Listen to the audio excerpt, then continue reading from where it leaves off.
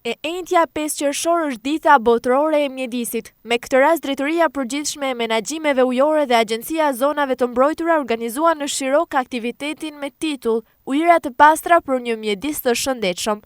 Aktiviteti përfshiu një lundrim në zonë nga Lumi Buna deri në Shirok për marrjen e mostrave të ujit. Mostrat rezultuan brenda parametrave normal sa i përket pastërtisë.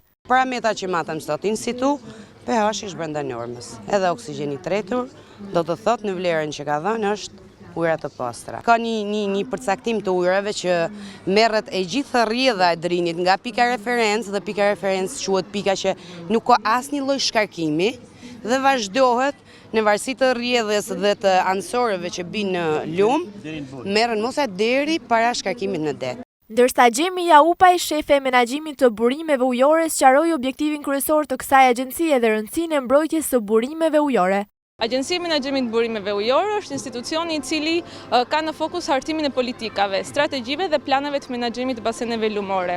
Tashmë ne kemi nisur ciklin e dytë të hartimit të planeve të menaxhimit të basenit lumor për basenin e Drinit dhe ai është dokumenti kryesor planifikues i cili ka për qëllim të vendosë objektivat mjedisore për mbrojtjen e burimeve ujore, të përcaktojë disa masa që duhen marrë nga institucionet me qëllim mbrojtjen e burimeve ujore.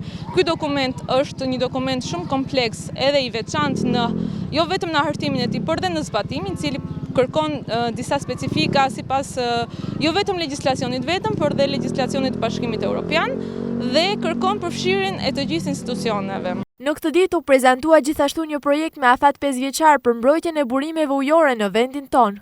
Youth River Project.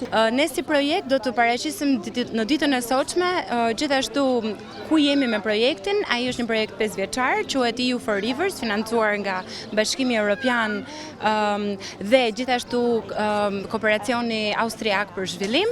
Ka 3 komponent kryesor dhe të tëra këto outpute do të diskutohen në takimin e ditës së sotshme. Takimi në Shirok u zhvillua në 4 seksione ku morën pjesë dhe përfaqësues të institucioneve lokale, të pushtetit vendor dhe organizatave mjedisore. U prezantuan 6 tema të kushtuara mbrojtjes së burimeve ujore nga ndotjet. Në rajonin e Shkodrës kjo është veçanërisht e rëndësishme, pasi përveç liçenit të Shkodrës dhe lumenjve Buna e Drin, ka edhe shumë lumenj të tjerë deri në Alpe, të cilët luajnë një rol shumë të rëndësishëm në pasurimin e burimeve ujore të këtij rajoni.